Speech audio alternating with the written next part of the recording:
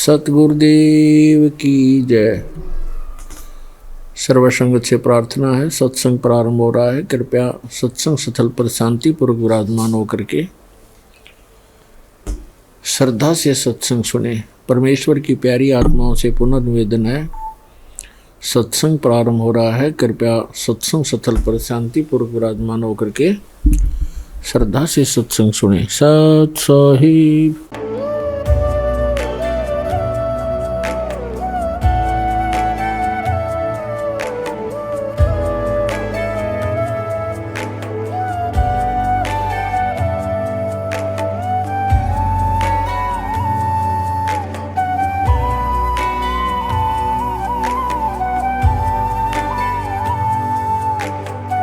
पूर्ण परमात्मा पाप कर्म दंड को भी काट सकता है। अभी तक जिस भी संत व महापुरुष से मिले, उन्होंने यही बताया कि पाप कर्म फल भोगने से ही समाप्त होगा। वो प्रभु कौन है जो पाप कर्म को काट देता है, वो काल के बंधन से छुड़वा देता है। उसका क्या नाम है, पूजा की विधि क्या है? कृपया अवश्य सुनिए जगत गुरु तत्वदर्शी संत रामपाल जी महाराज के अमृत वचन।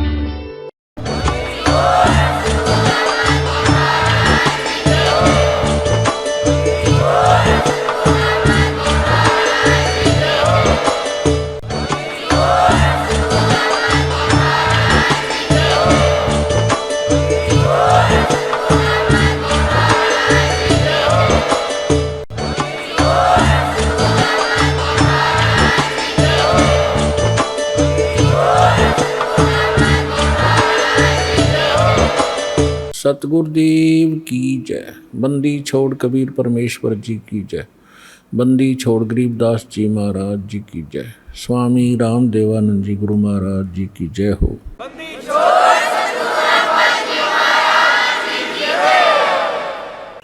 गरीब कर जोरों विनती करूं, दोनों चरण पर शीश। गुरु जी राम देवानंद जी महाराज ने दियो नाम बख्शीश। कोटि कोटि सिजदा करूं, कोटि कोटि प्रणाम। चरण कमल में राखियो में बंदी जाम गुलाम। सूरत करो मम साइया, हम हैं भव जल माही। आप ही बह जाएंगे जो तुम न पकड़ोगे बाँ। हे बंदी छोड़ दयाल जी, तुम तक हमारी दौड़े। जैसे काग जहाज का अब सूजत और न ठोरे।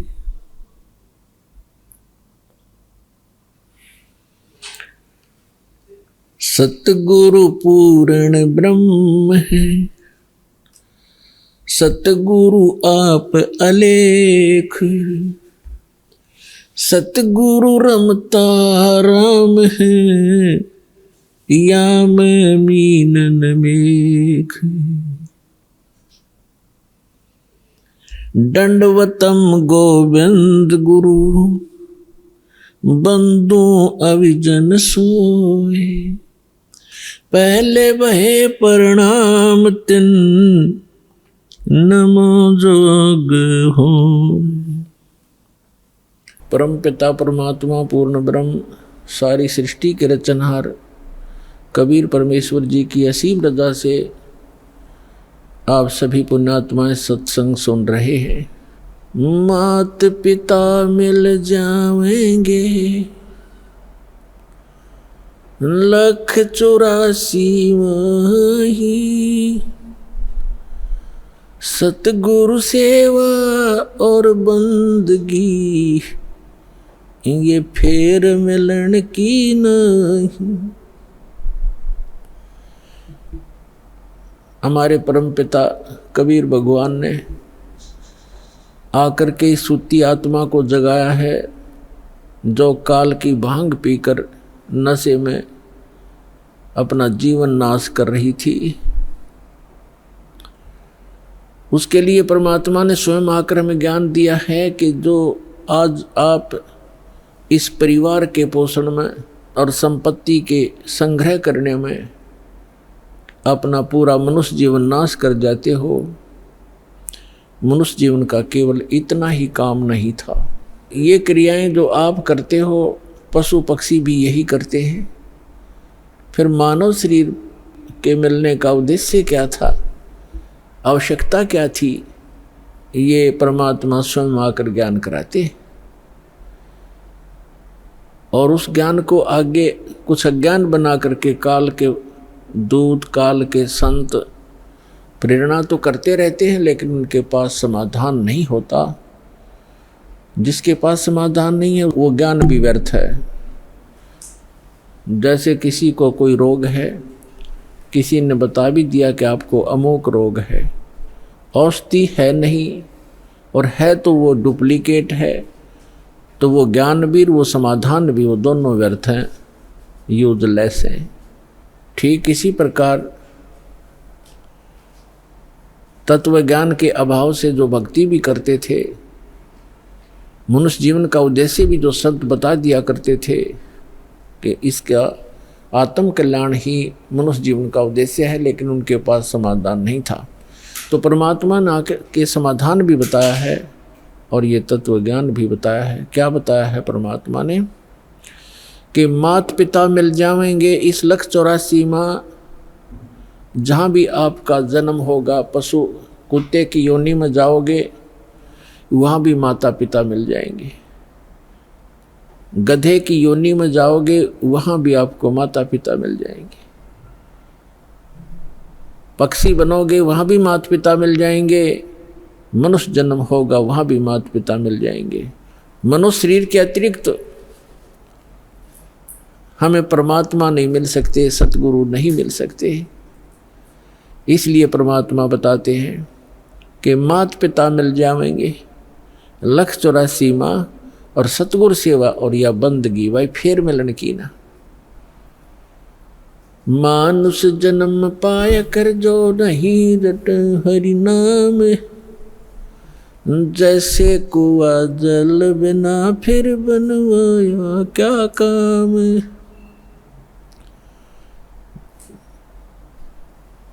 जिस कूप में, जिस कुएं के अंदर जल नहीं है, ऊपर से उसकी कितनी अच्छी चित्रकारी है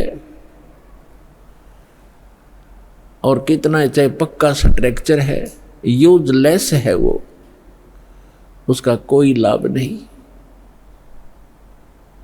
उसमें जल नहीं है। तो इसी प्रकार जो मनुष्य जीवन प्राप्त प्राणी कितना ही उच्च पोस्ट प्राप्त है, कितना ही उसका सुंदर शरीर है, यदि उसमें भक्ति नहीं, सत्य भक्ति नहीं है, तो ऐसा है जैसे जल रहित कूप होता है। मानुष जन्म पाय कर जो नहीं रटे हरि नाम, जैसे कुआ जल बिना बनवाया क्या काम। मानुष जन्म दुर्लभ है ये मिले न बारंबार, जैसे तरवर से पत्ता टूट गिरे वो बोर न लगता डर। इसके लिए परमात्मा हमें याद दिलाते हैं आपके पास मानव शरीर भी है और आपको सतगुरु भी मिल गए हैं।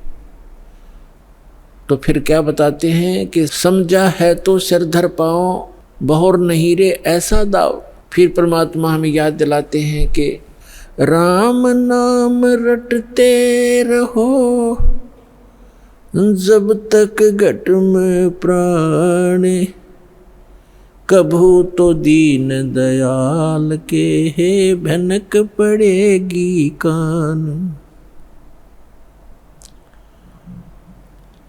आज कहे मैं काल भजूं और काल कहे फिर काल, आज काल के करते ही तेरा समय जावेगा चल। आज कला लीजियो कल किसको होई, यो तन माटी में मिले है जाने सब कोई। काल करे सो आज करे, आज करे सो अब, पल में प्रलय हो जागी भाई फिर करोगे कब। आज कला लीजियो कल किसको होई, ये तन माटी में मिले है जाने सब कोई। लखी करोड़ी चले गए बहु जोड़े खजाना, जातन चंदन लेपते सो धरे मसाना। अस्थि घोड़े पाल की दल बल बहु साजा, वो 1.25 लाख संगी गए वो रावण से राजा। लखी करोड़ी चले गए बहु जोड़े खजाना, जातन चंदन लेपते सो धरे मसाना। अस्थि घोड़े पाल की दल बल बहु साजा, 1.25 लाख संगी गए वो रावण से राजा। कुंभकर्ण से वीर थे वो लंका छत्रधारी, बिना नाम वंश डूबेगा न्यो समझावे नारी। विभीषण पद भेद दिया वो निर्गुण निर्वाणा, रावण दुई बिसार रे तज गर्भ गुमाना। बड़चक विकाल चक्कर पड़े जिन नाम बिसारा, कंस के सी चाणोर से धर बाल पछारा। हिरणा कुछ समझा नहीं प्रहलाद पढ़ावे, उदर विनाशा आण के तब कौन छुटावे। जरासंध से मारिया और सहसरा बाहु, ग्रह से गज छुटाई या निज नाम है साहू। दुशासन पर ले गए वो 71 भाई, दुर्योधन की देह को तन गीद न खाई। सूक्ष्म रूप धर कर कीनी कबीर सहाय, कृष्ण को तो महिमा दीनी है सतबाए। सूक्ष्म रूप धर कर कीनी कबीर सहाय, श्री कृष्ण को तो महिमा केवल दीनी है सतबाए। मोक्ष मुक्ति सतनाम से भजली जो सोई, अगम दीप सतलोक में तब बासा होई। 88 दीप में उत्पत्ति की खानी, दास गरीब सत भक्ति मिले तब सथिर होत प्राणी। पुण्यात्मा, सौभाग्य आपका, धन्य आपके माता पिता जिनसे जन्म हुआ, क्योंकि अच्छी संतान अच्छे ही माता पिता को प्राप्त होती है। अच्छी संतान वही है जो भगवान से डरने वाले, परमात्मा की तरफ में भटकने वाले और बुराई से डरने वाले होते हैं, वही अच्छी संतान होती है। और वो अच्छे माता पिता से उनका जन्म हुआ करता है। तो ऐसे संस्कार आपको जो प्राप्त हैं, ये बहुत ही कम चांस है इस मानव जीवन में। आप बालक को आपको ज्ञान नहीं, ये दास इस मार्ग का मास्टर बना दिया कबीर भगवान ने। इस दास को मालूम है आपकी कितनी कीमत है, आप कितने पुण्यकर्मी प्राणी हैं, क्योंकि लाल को अपनी कीमत का स्वयं ज्ञान नहीं होता, जोर ही कीमत लगाता है। अब क्या बताते हैं परमात्मा कि आज का लाहा लीजियो कल किसको होई, और ये तन माटी में मिले जाने सब कोई, सबको मालूम है मरेंगे। पर एक सबसे बड़ी भूल हमारा ये लगी है कि अभी नहीं मरेंगे। कब मरेंगे? अप्रोक्सीमेट है, अप्रोक्सीमेशन है कि जैसे कोई 20-30 वर्ष का बच्चा है, बेटा है या बेटी है, वो तो स्वाभाविक ही निश्चिंत है कि अभी तो 100 वर्ष के आसपास मरते हैं, 80-70 वर्ष तो बहुत हो जाते हैं। और जो 50-40 के हो गए वो भी अभी सोच रहे हैं अभी नहीं मरेंगे क्योंकि उम्र बहुत है। और जो 70 और 80 के बीच में पहुंच गए वो भी अब ये सोच रहे हैं अभी नहीं मरेंगे। और जो 90 के आसपास हैं वो भी यही सोच कर जी रहे हैं अभी हो सकता है और 10-5 वर्ष और हों। लेकिन हम उसमें भूल जाते हैं 10 वर्ष के बालक, 2 वर्ष के बच्चे, गर्भ के अंदर भी 1 वर्ष का, 6 महीने के, 20 वर्ष के, 30 वर्ष के, कोई किसी कारण से 50 और 40 वर्ष के, ये सब मृत्यु को प्राप्त हो रहे हैं। तो इसलिए परमात्मा याद दिलाते हैं कि आज का लाहाली जियो कल किसको होई। जो अपना धन इकट्ठा कर लोगे, भक्ति कर लोगे, दान धर्म कर लोगे, वो आपका होगा।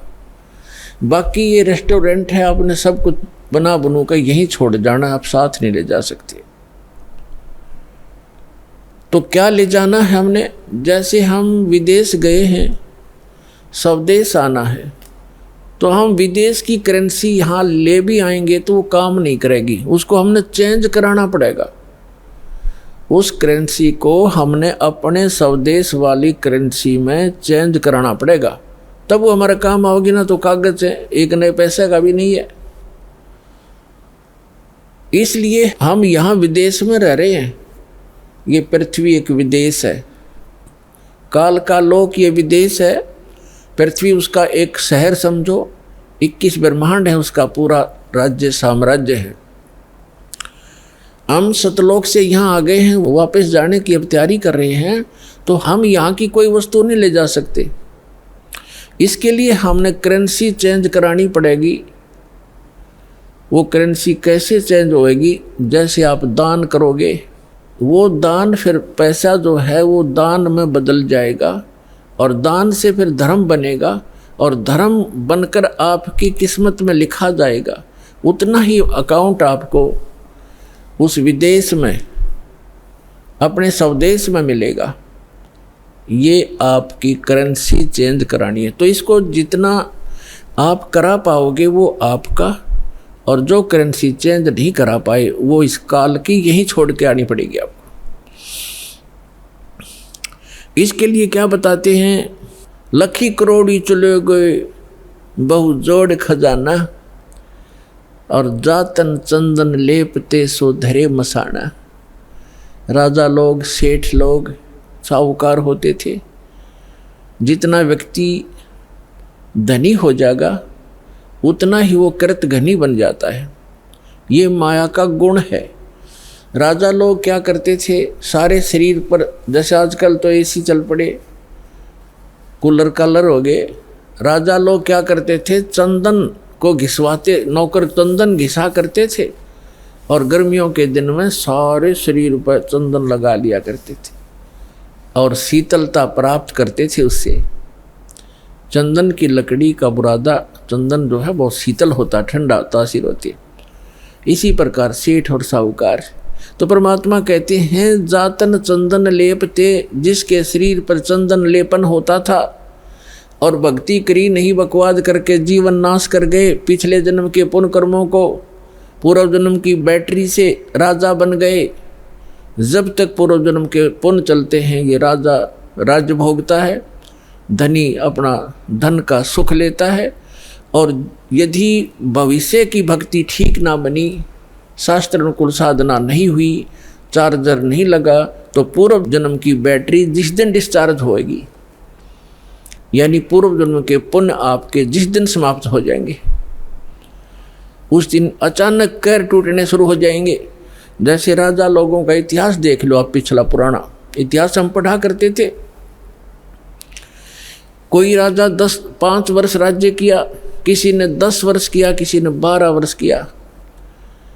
और जब कर्म बिगड़ते ही इंसान के, कोई ना कोई काल प्रेरणा से दूसरा राजा आके उस पर आक्रमण कर देता है, उसकी नींद हराम हो जाती है, मारा जाता है, लुट जाता है, बच जाता, जंगलों में धक्के खाता है, तो अब बैटरी उसकी समाप्त होगी और मृत्यु के उपरांत राजा गधे की योनि में जाता है। तो यहाँ परमात्मा कहते हैं अगम निगम को खोज ले, बुद्धि विवेक विचार, उदय अस्त का राज मिले, तो बिन नाम बेगार।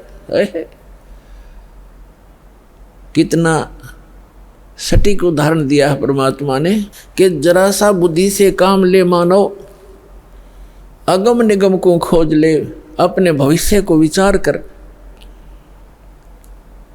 और बुद्धि विवेक विचार, उदय अस्त का राज मिले, तो वे नाम बेगार। यदि पृथ्वी पति बन जावे, उदय यानी जहाँ से सूर्य उदय होता है और अस्त होता है, अर्थात पूरी पृथ्वी पर जिसका शासन हो, उसको उदय अस्त का राजा कहते हैं। उदय अस्त का राज्य मिले तो बिन नाम बेगार। अब बेगार तो अब शायद किसी बच्चों को ना याद हो, डिफाइन करना पड़ेगा उसको। पहले सन 60 के बाद 66-67 में 68 के अंदर हरियाणा में प्रांत अलग हो गया था, इसमें इतना विकास नहीं था, सड़कें बन गई। फिर ये 3 व्हीलर चला करते थे पेट्रोल के, ये बड़े बड़े जिनको 3 पहियों वाले 3 व्हीलर के बड़े वाले, और वो गांव से शहर में जाया करते थे। हमारे गांव से 2 3 व्हीलर चला करते थे। एक दिन नहीं आया तो दूसरे ने पूछा कि कल क्या बात होगी, कुशल तो है, आए नहीं। तो उसने कहा कि कल मैं बेगार में फंस गया था। बेगार क्या होती थी? पहले पुलिस वालों के पास ये अपने सरकारी व्हीकल नहीं होते थे, जीप वगैरह, ये ऐसे ही किसी की जीप पकड़ लेते, एक दिन किसी का 3 व्हीलर पकड़ लेते, कोई 4 व्हीलर ज़बरदस्ती ले लेते, और उसको सारा दिन अपना जो भी उनके काम होते 10-5 गांवों में, कितना रेड मारनी होती, कितना शराब पकड़नी होती, कोई चोर पकड़ना होता या क्रिमिनल आदमी पकड़ने होते, तो उनको ले जाते थे। वो पेट्रोल भी अपने पल्ले से डाला करता व्हीकल वाला, और सारा दिन उसका पहिया नहीं टेकने देते। आम व्यक्ति को तो ऐसे लगे जैसे बड़ी स्पीड से जा रहा है, कोई अच्छी कमाई कर रहा होगा वो 3 व्हीलर वाला, और वो फंस रहा था बेगार में। तो वो बता रहा था कि कल मैं 200 रुपये अपने घर से लगा कर आया हूँ, यानी उस समय के 200 रुपये आज के 20,000 भी मेरे ख्याल में कम होंगे। कह रहा 200 रुपये का पेट्रोल अपने पल्ले से लगाया, सारे सुबह ले गए मुझे पकड़कर 6 बजे, रात के 11-12 बजे छोड़ा मुझे। 200 रुपये का तेल लग गया और पल्ले से रोटी खानी थी, तो कल मैं बेगार में फंस गया। अब क्या था कि सारा दिन वो चलता तो खूब दिखाई दिया, पहिया टेका नहीं, बहुत स्पीड, इधर चल उधर चल, और इनकम 1 नए पैसे की नहीं थी, खर्चा सारा का सारा था। इसको कहते हैं बेगार। तो जो राजा लोग या सेठ या अन्य कोई भी व्यक्ति समझो, अब जब राजा को ही इसलिए लिया जाता है, बाकी अन्य नागरिक तो अपने औकात से परिचित हो जाते हैं। जब राजा भी जो भक्ति नहीं करता, वो भी बिगाड़ कर रहा है, तो आम व्यक्ति भी उससे अपनी तुलना कर सकता है कि जो भक्ति नहीं करता और केवल माया जोड़न में लाग रहा है, तो वो राजा पूर्व जन्म की जो पुण्य कर्मों की कमाई थी, उसके आधार से, उस पूंजी से उसके खूब ठाठ बाट दिखाई देते हैं, जय जयकार हो रही है, जहाँ जाते हैं माला डालने वाले और जयकार करने वाले हैं, बैंड बाजा बजाने वाले खूब हैं उसके आगे पीछे। और वो भोली आत्मा अपने पूर्व जन्म की वो बैटरी को, अपने पूर्व जन्म की कमाई को समाप्त कर रहा है, आगे चार्जर है नहीं, यानी भविष्य की भक्ति वो कर नहीं रहा, तो वो राजा बेगार कर रहा, बेगार अपनी पूंजी को नाश कर रहा है, और पल की चैन नहीं। तो यहाँ गरीबदास साहिब जी परमात्मा से प्राप्त ज्ञान के आधार से कहते हैं, अगम निगम को खोज ले बुद्धि विवेक विचार, उदय अस्त का राज मिले तो बिन नाम बेगार। पुण्यात्माओं, कलेजा हिल जाए इंसान का जरा सा सोधी में हो, जरा सा भी विवेक रखता हो। हमारी बुद्धि पर पत्थर पड़ चुके हैं। हम पूर्ण रूप से कितने विद्वान पाक रहे हो, चाहे इंजीनियर बन गए हैं, चाहे हम डॉक्टर बन गए और चाहे प्रधानमंत्री बन गए, हम भक्ति मार्ग में शून्य है। अध्यात्म मार्ग हमारा शून्य है। और किसी की पूर्व जन्म की प्रेरणा से वो कोई ट्राई भी कर रहा है तो वो केवल डले ढो रहा है शास्त्र विरुद्ध साधना करके। तो सौभाग्य आपका, आपको एक ज्ञान सुनने को मिला। धन्यवाद करा करो उस परम पिता भगवान कबीर साहिब का कि ये ज्ञान आप तक पहुंच चुका है। इस दास को पता है या मेरे साथ जब से लगे हैं आपके भाई बहन कितना संघर्ष करके आप तक ये ज्ञान पहुंचाया। न ये काल के दूत, ये दुष्ट लोग इस ज्ञान को ऊपर नहीं आने दे रहे थे। 600 वर्ष पहले परमात्मा आकर चले गए क्योंकि अशिक्षित थे हमारे पूर्वज, और इन दुष्ट लोगों ने हमारे तक वो परमात्मा का ज्ञान नहीं आने दिया। ये कह कर के कबीर तो अशिक्षित है, ये ब्रह्मा विष्णु महेश की निंदा करता है, ये देवताओं की निंदा करता है, इसको मारो पत्थर, इसको भगा दो। और जब से इस दास पर दया हुई परमात्मा की, दास की नींद खुली और ये तत्व ज्ञान हुआ, उसी दिन से बेचैनी बन गई। जिसको समझाऊं उल्टा पड़े। कबीर साहब कहते हैं, साच कहूँ जग मारण आवे और झूठ कही ना जाई हो, और सच न पूरा पावते झूठों जगपति आई हो। तो पुण्यात्माओं, सन 1994 में परम पूज्य मेरे गुरुदेव जी ने नाम देने का आदेश दिया था। उस दिन से आज तक ये दास जानता है कि कितने संघर्ष करके आप तक परमात्मा का यू ज्ञान पहुंचा पाया हूँ। इन दुष्ट लोगों ने इतने बाधाएं की, जेल तक भेज दिया, झूठे केस बनाकर, झूठी अफवाहें फैलाकर। रामपाल गुंडा है, भुंडा है, इन्होंने बताया 1 नंबर का आदमी है और सारे विश्व के कल्याण के लिए प्रयत्नशील है।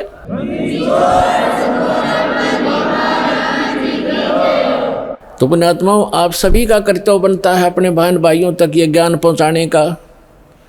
इस मार्ग के अंदर सबसे पहला आपको सहनशील बनना पड़ेगा, क्योंकि ये ऐसा ज्ञान है जो भी सुनता एक बार उसमें तूफान आता ही आता है। जैसे आप अपने छोटे भाई बहन को या बच्चे को कोई मेडिसिन खिलाते हो और उसकी जीभ पर रखते वो थूक भी देता है और रोता भी है और अपने माथ पे चाहे कपड़े भी पकड़ लेता है, मेरा मुंह खराब हो गया, कोई बात नहीं, प्यार से, फिर अपना ही तो है जो ऐसा कुछ कर रहा है, विरोध वो अपना ही था, उसी के प्रयत्न कर रहे हैं, उसी के लिए आप उनकी जीवन रक्षा के लिए। तो उसको फिर धीरे धीरे वो टैबलेट इंजेक्शन वो लाने पड़ेंगे, उसको खिलाना ही पड़ेगा, तो तब जा कर के वो स्वस्थ होगा। तो इसलिए प्रत्येक का कर्तव्य बनता है परमात्मा के इस मार्ग में सहयोग देने का। लेकिन इस मार्ग के अंदर हम भक्त हैं, भक्त का लड़ाई करना फर्ज नहीं होता। परमात्मा खुद आए थे और उनके साथ कितनी बदतमीजियाँ की थी, उस परमेश्वर कबीर जी ने किसी को बद्दुआ भी नहीं दी। ऐसे बदसलूक किए थे, कभी बताया करेंगे, क्योंकि पहले तो आपको ये ज्ञान समझाते हैं, वेद पुराण गीता से आपको परिचित कराते हैं, ताकि फिर आपकी बुद्धि ये स्वीकार कर ले वह कि कबीर इज गॉड। जिस दिन आपको यह समझ में आ जाएगा कबीर इज गॉड, वो धानक रूप रहा करतार, काशी वाला धानक, ये समर्थ शक्ति है तो है ही, लेकिन हमारी समझ में जिस दिन आ जाएगा, फिर उसके बाद परमात्मा की केवल वो महिमा सुनाया करेंगे। परमात्मा की अमर वाणी से आपकी आत्मा भी भोर हो जाया करेगी, आँखों से आंसू पड़ा करेंगे। और उसके बावजूद इतना कुछ तंग किया मालिक को, उनकी कथा कभी सुनते हैं पढ़ते हैं तो आँखों से आंसू नहीं रुकते, कलेजा फटने को हो जाता है। और एक सबसे बड़ी बात ये देखिए, उनको परमात्मा ने किसी को बद्दुआ तक नहीं दी, नहीं तो वो समर्थ हैं, 1 सेकंड में पृथ्वी को नाश कर दें, दूसरी सेकंड में एज इट इज धर दें, ये इतने सक्षम है कबीर भगवान। लेकिन उन्होंने उनको बद्दुआ नहीं दी, क्योंकि वो उनको मालूम था कि ये मेरे ही बच्चे हैं, इन्होंने भांग पी रखी है काल भगवान की, और इन दुष्ट लोगों ने मेरे बच्चों को मेरा विरोधी बना दिया है, काल के दूतों ने। और वो काल के दूत कौन है? वो गुरु पद पे, वो भी तो परमात्मा के बच्चे हैं। तो पुण्यात्मा, जब आपकी बुद्धि, आपका विचार सतर इतना ऊपर उठ जाएगा तब हम आगे बढ़ पाएंगे। ना तो रोज की किसी के मरले लड़के ये तो तैयार बैठे हैं। तो हमने अपने मिशन को सफल भी करना है, अपने आप को बचा के भी रखना है और परमात्मा के ज्ञान को उसके बच्चों तक पहुंचाना है। कहते हैं आत्म प्राण उद्धार ही ऐसा धर्म नहीं, और जीव का उद्धार करा दे इससे बड़ा कोई पुण्य नहीं है। देखो पुण्य तो वो भी है जैसे पक्षियों को दाने डाल दिए, कोई गौशाला धर्मशाला बनवा दी, कोई कुआं खुदवा दिया है, कोई बाग बगीचे लगा दिए, कोई भंडारे कर दिए, वो तो अच्छी बात है, कर दिए। और जैसे आज तो आपने पक्षियों को दाने डाल दिए और वो पक्षी अगले जन्म में बन गया सूअर, फिर क्या डालेंगे? आज तो हमने उस पशु के लिए गौशाला बनवा दी, गऊ है, और अगले जन्म में वो सूअर बन गई, सूअरी बन गई, फिर क्या क्या सेवा करेंगे इसकी? तो उसका एक तरीका बताया कि जो मानव शरीरधारी प्राणी है इसमें उद्धार हो जाएगा इनका, इस परमात्मा की शरण माने से, कबीर भगवान की शरण माने से या सतभक्ति करने से उस आत्मा का फिर उद्धार हो जाएगा। वो ना गधा बने, ना पशु बने, ना सूअर बने, और फिर सतलोक चली जाएगी। अब कितना झंझट मिट गया। अब कहते हैं सतगुरु के उपदेश का लाया एक विचार, जय सतगुरु मिलते नहीं जाते नरक द्वारे। नरक द्वार में दूत सब करते खेचा ताण, उनसे कभू ना छूटता फिर फिरता चारों खान। चार खानी में भ्रमता कभू न लगता पार, सो फेरा सब मिट गया हमारे सतगुरु के उपकार। क्या बताना चाहते हैं कि एक जीव को, एक मानव शरीरधारी प्राणी को और परमात्मा की शरण में ला देने से, ये सतभक्ति प्राप्त करवा देने से उस लाने वाले को इतना पुण्य होगा जैसे करोड़ गौओं को कसाई से कटने से बचा कर और चरागाह में छोड़ देने का होता है। इतना पुण्य उस मार्गदर्शक को होगा जो सतलोक आश्रम बरवाला का राह बता देगा और यहाँ का ज्ञान सुना देगा, उस जीव को यहाँ नाम दिला देगा।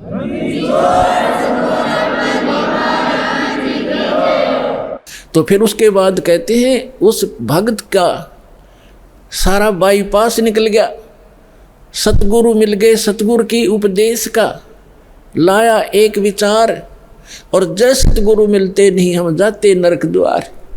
नरक द्वार में दूत सब फिर करते खेचा तान, उनसे कभू ना छूटता फिर फिरता चारों खान। चार खानी में भ्रमता और कभू न लगता पार, और सो फेरा सब मिट गया मेरे सतगुरु के उपकार। ओए अब ना वो पशु बने, ना पक्षी बने, और ना कोई और नरक में जावे। तो कितना बाईपास निकाल दिया परमात्मा की कृपा से, उस सच्चे नाम से वो कितना बाईपास निकल गया। तो इस प्रकार कहते हैं आत्म प्राण उद्धार ही ऐसा धर्म नहीं, और इससे बड़ा कोई पुण्य नहीं प्राणी को। पुण्य तो और भी है, लेकिन अगर आप परोपकार करना चाहते हैं, आपके दिल में दया है प्राणियों के प्रति, तो मानव शरीरधारी प्राणी को मनुष्य जीवन प्राप्त करवा दे। बुरा वो भी नहीं है जैसे एक पक्षी है, अपने घर पर दाने डाल दो, कुत्ता आता है रोटी डाल दो, अपने ही घर पर डालो, कहीं विशेष स्थानों पर मत भटको, ये व्यर्थ है। और अतिथि आता उसको भोजन करवा दो, कोई भी मांगने वाला आता उसको पैसा मत दो। कई भक्त कहते हैं ये तो फिर हमारे दिल में दया खत्म हो जाएगी यदि हम भिखारी को पैसा नहीं देंगे। परमात्मा कहते हैं दया का प्रयोग भी विधिवत करने से ही लाभ होगा, अन्यथा वो आपका भी भक्ति नाशक और दूसरे का भी हानिकारक, दूसरे को भी हानि कर देगा। जैसे एक धनी व्यक्ति ने दया भाव से एक भिखारी को 100 रुपये दे दिए। अब वो भिखारी पहले प्रतिदिन 1 पौवा पिया करता और घर में पी के शराब तो झगड़ा ही करवाती है और कौन सा रामायण बाँचेगा वो। तो उस दिन उसने आधा पिया,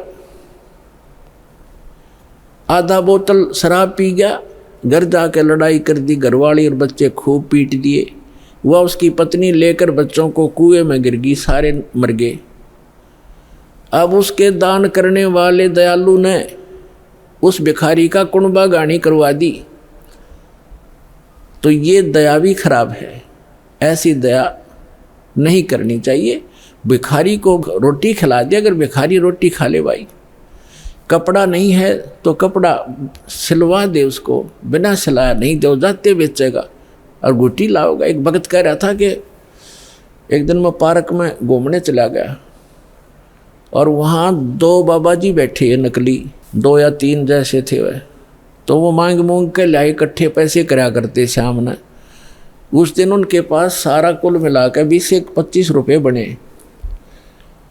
तो वो कहने लगे भाई इसमें तो कुछ भी ना आवे, एक का भी काम ना चले शराब पीने का। तो उन्होंने बोला भाई ठीक है तुम टाल कर दो, मैं अकेला पी लूँगा। वो लेकर एक बाज गया 25 रुपया ने। उसने अकेले ने काम चलाया उस दिन, कहा तुम्हारे लिए कल दे दूंगा फिर मैं इकट्ठे करके। तो बता, इन इसे दुष्टों को दान करके तुम अपना पुण्य चाहते हो, अपना कल्याण चाहते हो? तो दान भी कहते हैं गुरु बिन माला फेरते, गुरु बिन देते दान, गुरु बिन दोनों निष्फल हैं, चाहे पूछो वेद पुराण। तो गुरु के अतिरिक्त दिया हुआ आपका दान भी व्यर्थ ही रहेगा। अगम निगम को खोज ले, बुद्धि विवेक विचार, उदय अस्त का राज मिले तो वे नाम बेगार।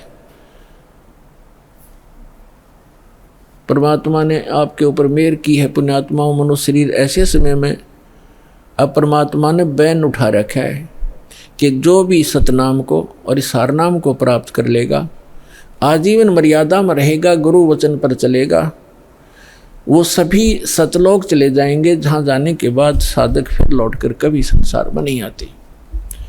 तो उसके लिए बताया है कि सतगुरु मिलना चाहिए, पूरा संत हो, सतभक्ति शास्त्र अनुकूल हो और भक्त भी कति डट के भक्ति करे, बुराई छोड़ दे। बीड़ी शराब मांस तमाकू आन उपासना रिश्वतखोरी चोरी जारी, ये सब बुराई है, इस भक्ति मार्ग में बाधक है। इनको त्याग कर ही हम परमात्मा प्राप्ति कर सकते हैं, मनुष्य जीवन को सफल कर सकते हैं। अब प्रसंग चल रहा है कि कल करे सो आज करो, आज करे सो अब, और पल में प्रलय हो जाएगी, भाई फिर करोगे कब। समझा है तो सिर दर पाओ, बहुर नहीं रे ऐसा दाव, आगे गए न बावड़े, रहते भी सब जा, और बिन साहिब की बंदगी कहीं ठोर ठिकाना ना। जो पहले चले गए, मृत्यु होगी, उन्होंने तो आके बताया नहीं हमारे साथ क्या बना, और शेष भी सब चले जाएंगे, ऐसे ही मृत्यु को प्राप्त हो जाएंगे। और परमात्मा ने आके बताया है कि वो जो भक्ति नहीं करते वो नरक में जाते हैं। सतगुरु नहीं मिलते, सच्चा संत नहीं मिलते, सतगुरु नहीं मिलते तो जाते नरक द्वार। जय सतगुरु मिलते नहीं, जाते नरक द्वार। है सतगुरु के उपदेश का लाया एक विचार, और जय सतगुरु मिलते नहीं, जाते नरक द्वार। नरक द्वार में दूत सब करते खेचा ताण, उनसे कभू ना छूटता फिर फिरता चारों खान। चार खानी माने ये अंडरज जेरज उद्बुद, ये 4 प्रकार से जो उत्पत्ति प्राणियों की होती है, ये 84 लाख प्रकार के प्राणियों का जो जीवन होते हैं, इनको 4 खानी 4 विभागों में बांटा है, 4 डिवीजन बनाई है इनकी। और 4 खानी में भ्रमता कबू ना लगता पार, सो फेरा सब मिट गया मेरे सतगुरु के उपकार। अब फिर कहते हैं ऐसे सतगुरु की क्या महिमा करूं, 7 समुद्र की मसी करूं, लेखनी करूं बन राय, धरती का कागज करूं, गुरु गुण लिखो न जाए। अपना आत्मा, आप तो बालक हो, आपको तो अपनी बनाई खीर मिल गई, ना धूम में माख फूटी और ना कोई आँच लगी। आपको तो परमात्मा ये बना के धर के गए थे, यो ज्ञान, तत्व ज्ञान। लेकिन इन काल के दूतों का ना तो गीता पढ़ने वालों को गीता समझ में आई, वेद पढ़ने वालों का वेद समझ में आए नहीं, पुराण पढ़ने वालों को पुराण समझ में आई नहीं, और कुरान पढ़ने वालों को कुरान समझ में आई नहीं, बाइबल पढ़ने वालों को बाइबल को का ज्ञान नहीं हुआ, और कबीर परमेश्वर की वाणी पढ़ने वाले इन कबीर पंथियों को परमेश्वर की वाणी का इनको समझ नहीं आया। तो ये परमात्मा आपको बना कर दरगे सारा ज्ञान है। वो कहते हैं गुड बेटर बेस्ट, आप वो बेस्ट क्वालिटी की आत्मा हो परमात्मा की, जिनको सतलोक आश्रम बरवाला में ये सतनाम और सारनाम प्राप्त हो रहा है। तो आपके लिए सारा प्रयत्न हो रहा है। अपना आत्मा बैड होता है, बैड, तो बैड से गुड भी बन सकता है। जैसे चोर चोरी करता था, यो ज्ञान हुआ, चोरी छोड़ दी, भगत बन गया। शराब पीता था, शराबी कहलाता था, शराब छोड़ दी, भक्ति करने लग गया, भगत कहाँ आया। तो इसी प्रकार हम बैड से गुड बन जाएंगे, गुड से फिर बेटर बनेंगे, फिर बेस्ट बन जाएंगे। तो बेस्ट बनने के बाद हम सतलोक जाएंगे। तो जिनको सतलोक आश्रम बरवाला प्राप्त हुआ, मर्यादा में रहे, सतभक्ति करते रहे, तो वो बेस्ट क्वालिटी की हंस आत्मा है भगवान की, और उन पर विशेष रजा है परमात्मा की। परमात्मा हमें आकर ज्ञान देते हैं, रह कर समझाने की चेष्टा करते हैं। 7 समुंदर की मसी करूं और लेखनी करूं बन रहा है। किसी भी एक मान ले पेड़ को काट कर रख लो और उसकी छोटी छोटी टहनी, बड़े तने सबको चीर चीर कर कलम बना कर रख दे, ढेर लग जाएगा। और परमात्मा कहते उस एक पेड़ की सब कलमों को लिखना शुरू कर दे। धरती जितना बड़ा कागज हो, 7 समुद्रों जैसी इंक हो, स्याही हो, तो कहती ये सब लिखते लिखते कलम घिस जा, 7 समंदर की इंक भी समाप्त हो जावे। ऐसे सतगुरु के गुण लिखे नहीं जा सकते। अब क्या लिखोगे? एक कुत्ते का जीवन लो, उस कुत्ते के जीवन में क्या क्या कष्ट उसको होते। सारी रात तो भौंकता है, उसकी एक स्वभाव बना रखे, सारी रात भौंक के उसकी आंख इकट्ठी हो जा, भूख लगे जोर की, और सुबह वो क्या करता है, किसी का दरवाज़ा खुलता है गली में, ऐसे देख जाकर वो सीधा भागता है किधर, रसोई से महक आ रही होती है उसको, कोई बासी टुकड़े की, या वैसे ताज़ा बना रहे हो, तो दाव लगाकर रसोई में घुसने की चेष्टा करता है। अब रसोई में कौन घुसने दे उसके, या तो लठ मारेंगे या फेंक कर मारेंगे, कोई ना ठहरता है। एक घर में गया, उसका लठ लग गया, फिर ट्या ट्या करता हुआ दूसरे में गया, दूसरे में गया, दूसरे में उसका भाग, उसने कोई टूक मिला, फिर जूत मिला, और उसमें भी लठ लग गया, तो फिर भूख तो उसको लगी है, तो फिर कहाँ जाता है, बाहर खेतों जंगल में जहाँ लोग फ्रेश होकर आते हैं, वहाँ जा कर के फिर वो गोबर खाता है। और पहले वो मनुष्य जीवन में अफलातून बना फिरा था, कहे से भी ना समझ में आवा कि ये दुख हो जाएगा आपके जीवन को। तो पुण्यात्मा सौभाग्य आपका, आपका बात समझ में आ गई कि जो संतों ने वचन बोले वो सारे साचे हैं, और आपका कल्याण हो गया। तो इस प्रकार उन दुखों को याद करके और लिखा जाए, तब कहते हैं परमात्मा, सतगुरु के सजदा करूं ये कर्म छुटाए कोट, और जो ऐसे सतगुरु की निंदा करे फिर जम तोड़ेंगे ओठ। परमात्मा अपनी महिमा बताते हैं और अपने दास को जो वो भेजते हैं उसके बारे में बताना चाहते हैं कि सतगुरु के सजदा करूं, कुर्बान हो जाऊं उस संत के ऊपर जिसने कर्म छुटाए कोट।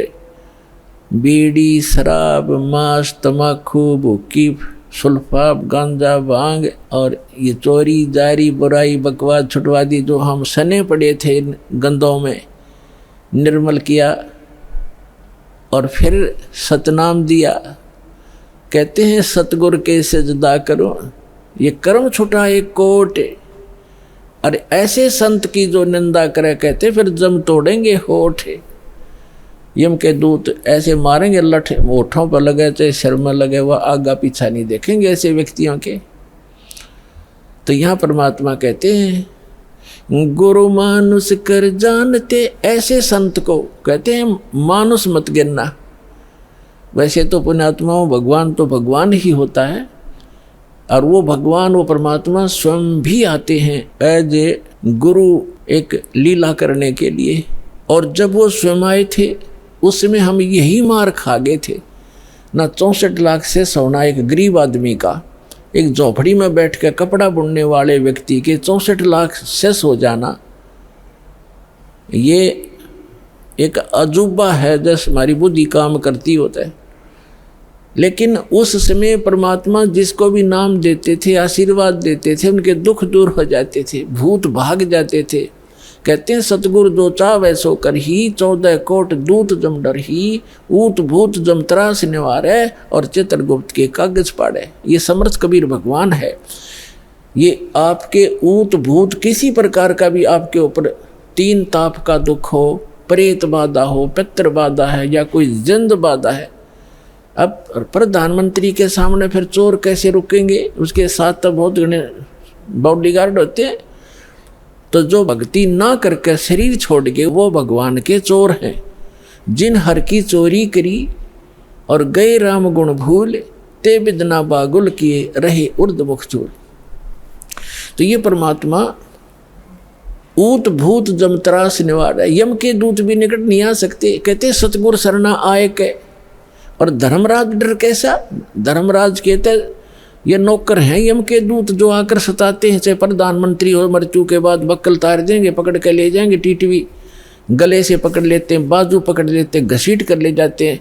जिसके पास भक्ति धन नहीं उससे यम के दूत नहीं डरते। और समर्थ साथ नहीं है तो कबीर परमात्मा ये समर्थ भगवान है, अनंत कोट ब्रह्मांड के स्वामी हैं। तो यह बताते हैं सतगुरु की शरण में आकर फिर धर्मराज का भी डर नहीं, यम के दूत की तो बातें छोड़ो तुम। तो पुण्यात्मा उस झोपड़ी में बैठे व्यक्ति का और कपड़ा बुनने वाला और उसके 64 लाख से सो जाना, और हमारी समझ में नहीं आए कि ये भगवान है। गले नहीं उतरी कि यूँ भगवान हो सकता है। और भगवान सिंगाड़ा होया करे, जिसका सींग शांग लग रहे हो या बंदूक बंदाख ले रखी हो। अरे जो दुख आप पर आपत्ति आई और दूर कर दी मालिक ने, और ऐसी भक्ति दी, आपका सारा सुख दे दिया। सब जो भी शरण में आए थे गिनती नहीं कर सकते इतने सुख दिए दाता ने। और लेकिन उन सिरफरों के बकाए हुए ये कह दिया करते नहीं, यो तो वैसे सिद्ध पुरुष है, कोई सिद्धि शादी जानता है, ये भगवान थोड़ा ही हो सकता है। हम मान्य करते भगवान श्री राम और श्री कृष्ण, जिसके हाथ में तीर, सुदर्शन चक्र, और हनुमान जी के पास गदा, और माता ले 8 हाथों में हथियार, तो हम इसे ईशान भगवान मानना थे। यह बुद्धि पर पत्थर पड़ रहे थे, इसी कारण से हम फेल रहे। तो हम उसी समय इसलिए मार खा गए कि हमने भगवान को भगवान नहीं माना। तो परमात्मा एक वाणी लिख कर गए हैं कि गुरु गोविंद कर जानियो, रहियो शब्द समाए, मिले जब दंडवत बंदगी, नहीं पल पल ध्यान लगावे।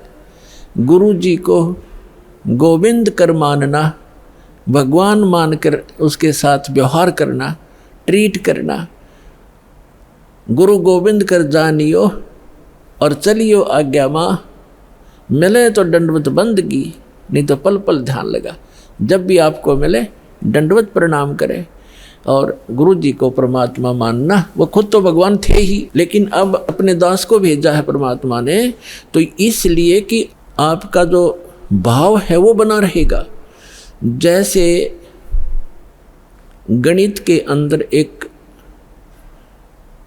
प्रश्न आता था ब्याज का, ऋण का, तो उसमें मूलधन ज्ञात करना होता था।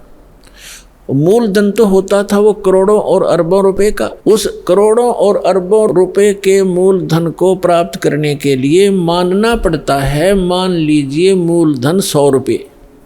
वो 100 रुपये मूलधन नहीं है, लेकिन वो सपोज करना पड़ेगा उस प्रॉब्लम को सोल्व करने के लिए।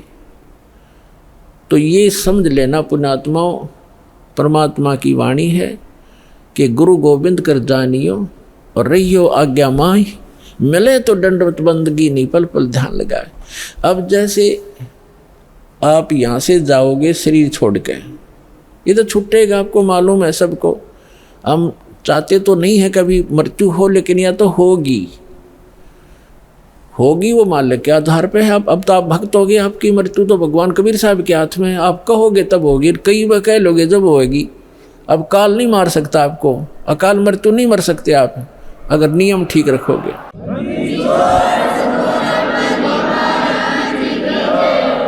तो ये तो हमने यहाँ से जाना पड़ेगा। जब आप यहाँ शरीर छोड़कर जाओगे तो ऊपर जाकर के जहाँ भी आप देखोगे ये दास के रूप में वो कबीर परमेश्वर आपको खड़े दिखाई देंगे। और जो काल के दूत यहाँ संत आए हैं उनका रूप होगा, लेकिन काल उनके संत के रूप में खड़े दिखेंगे। तो वहाँ जिस गुरु की वो शरण में है तो वहाँ जाकर अपने गुरु जी के पास ही जाते हो, तो सीधे के अपने वो खड़े गुरु जी, तो अब उसके शिष्य सारे उस गुरु के पास, उसके शिष्य उस दूसरे गुरु के पास। तो वहाँ काल भी आता है जो उसने संत भेज रखा है इन जीवों का नाश करने के लिए, और परमात्मा आता स्वयं जिसने अपना संत भेज रखा है जीवों का विकास करने के लिए। तो इस दास के रूप में आपको वहाँ परमात्मा मिलेंगे। आपको एक और हिदायत दी जाती है कि जब आप गुरु जी के पास जाते हो, प्रणाम करते हो, तो उसमें एक अभ्यास बनाओ कि सतनाम का सुमन अवश्य करें। प्रथम नाम मिला है तो प्रथम का अवश्य करें। जैसे प्रणाम करते करते भी आप एक सांस का सेवन आसानी से कर सकते हो। और उससे क्या होगा, जैसे यहाँ तो आपका अभ्यास बना रहेगा, भक्ति तो करनी है, तो उससे क्या होगा, जैसे आप वहाँ जाओगे, एक तिरकुटी एक इंटरनेशनल एयरपोर्ट समझ लो तिरकुटी, जब वहाँ पहुँचोगे तो वहाँ आपको परमात्मा मिलेंगे इस दास के रूप में। और वहाँ काल भी धोखा देने के लिए इस दास का रूप बना सकता है। तो उसमें आप जी ने सिमरन करना है सतनाम का, क्योंकि वहाँ जाएगा तो सतनाम ही होगा आपके पास, सारनाम तो होगा ही होगा, सतनाम भी होगा। तो सतनाम का और सारनाम का जाप करना है। तो सतनाम का जाप करने मात्र से, और प्रथम मंत्र भी अगर प्राप्त है, इसमें प्रथम और लास्ट 2 मंत्र हैं इस 7 मंत्रों में, तो ये दोनों मंत्र भी गजब के मंत्र हैं। इनका भी जाप करने से क्या होगा, यदि सामने काल परमात्मा की बजाय स्वयं आकर के दास का रूप बनाकर खड़ा हो जाएगा, इस सिमरन से उसका तुरंत चेहरा बदल जाएगा, उसके ऊपर का आवरण हट जाएगा, उसकी वास्तविकता वो भूंडी शकल दिखाई देगी। फिर आप अपने आप दूर हो जाओगे, फिर इधर उधर देखोगे। अब थोड़ा सा एक प्रश्न सुनाते हैं आपको, क्योंकि सत्संग के अंदर बहुत सी हिदायत देनी पड़ती है। तो ये सुमन करने से भी अगर शकल नहीं बदलती है तो आपके ओरिजिनल गुरुजी और ओरिजिनल गॉड है। एक समय एक चंद्र विजय नाम का राजा था, उसकी इंद्रमती नाम की एक रानी थी, और वो बहुत भक्तनी थी भगवान की। पिछले जन्म से, पिछले पुण्य से ही अच्छी आत्माएं राजा बनती हैं, रानी बनती हैं, और इतना सुख होकर के भी जो परमात्मा की तरफ में भगवान की भक्ति में लगे होते हैं वो पुण्यात्मा विशेष होती है। वो माई जो है उसने एक गुरु बना रखा था। उस गुरु जी ने बता रखा था कि भगवान विष्णु, भगवान शिव की भक्ति करनी चाहिए, श्री राम की भक्ति करनी चाहिए, 68 तीर्थों पे जाना चाहिए, 68 तीर्थ करना चाहिए, एकादशी का व्रत रखना चाहिए। अब जैसे एक नियम है, कहते हैं धन चाहे तो दान कर और मोक्ष चाहे भज राम। तो हमने यहाँ इस काल के लोक में रहना है तो धन भी चाहिएगा और राम भी प्राप्त करना है, तो हमने दान भी करना है और सच्चा नाम भी जपना है। अब उसके गुरुजी ने बता रखा था कि बेटी पिछले जन्म में तैने बहुत पुण्य कर रखे हैं, घने धर्म कर रखा है, जिस कारण से तू रानी बन गई। आगे ऐसी ही अच्छा जीवन प्राप्ति के लिए आप साधु संतों को भोजन कराया कर बेटा। वैसे तो आए अतिथि को भी भोजन करा दे, उसका भी पुण्य है, लेकिन भगत संत को भोजन कराने का न्यारा फल मिलता है। जैसे आपके पास पशु हैं, भैंस या गाय। एक भैंस या गाय है जो दूध देती है, और अन्य भी पशु हैं जो अभी दूध नहीं दे रहे, वो भी अपने पालने ही पड़ते। अब एक तो उस दूध ना दे रहे पशु को जो चारा दिया जाता है, आहार खिलाया जाता है, वो भी हमारा कर्तव्य बनता है। लेकिन जो दूध वाले को जो चारा चराया जाता है, बिनौले खल आदि हम डालते हैं, तो वो तुरंत लाभ दे देता है। सुबह अच्छा भोजन कराओगे, चारा चराओगे, तो शाम ने दूध घड़ा पाओगे उसके। तो इस प्रकार संत और भक्त होते हैं दूध वाले, और अन्य जो अतिथि आते हैं जो भक्त नहीं, भक्त है तो अच्छी बात है ना, तो वो भी एक कर्तव्य जानकर हमने उनको भी अवश्य भोजन कराना चाहिए, और आदर सत्कार आतिथ्य सत्कार से कराना चाहिए। लेकिन साधु संतों का भोजन कराया हुआ अत्यधिक लाभ देता है। अब साधु संत भक्त भले ही वो शास्त्र विरुद्ध साधना कर रहे हैं, लेकिन पूर्व जन्म के वो पुण्यकर्मी प्राणी हैं, वो ही भटक रहे होते हैं। कोई लाल पीले कपड़े पहनता है, कोई दाढ़ी बढ़ा लेता है, कोई मूंड मुड़ा लेता है, कोई तिलक लगाता है, जैसा भी उसको मार्गदर्शक मिल गया, क्योंकि उसको परमात्मा चाहिए, चाहे किसी भी भेख बनाने से मिल जाए, वो परमात्मा की तरफ तड़फ रहा है। ऐसे को व्यक्ति को भोजन कराने से विशेष लाभ होता है, क्योंकि अब तो साधना ठीक है नहीं, लेकिन पूर्व जन्म की कमाई उसकी है, और वो भक्त भगवान का विशेष प्यारा होता है। चाहे आज वो किसी की पूजा कर रहा है, लेकिन वो भगवान कबीर साहब का ही बच्चा है। तो इसलिए ये एक नियम है। इस नियम के आधार से उस संत ने अपनी शिष्या इंद्रमती से कहा था कि बेटा, साधु संतों को भोजन कराने से अगले जन्म में भी तू रानी बन जाएगी। अब इनको ज्ञान इतना ही था कि रानी बन जा, रानी कितनी बार बनेगी, फिर गद्दी भी तो बनेगी वो एक दिन। वो समस्या इनका समझ में नहीं आ रही थी, अकिया भी पड़े गले में। ठीक है, जितना उनको ज्ञान था उस रानी को ज्ञान उसने दे रखा था। अब वो अपने गुरु जी के बताए मार्ग पर कति दृढ़ थी। अब क्योंकि वो ऐसी पुण्यात्माएं कबीर साहब के बच्चे हैं, परमात्मा कहते हैं दो जन मेरी शरण है, ताका हूँ मैं दास, और गेल गेल ला गया फिरूं, साथ साथ फिरता रहता हूँ जब तक धरती आकाश।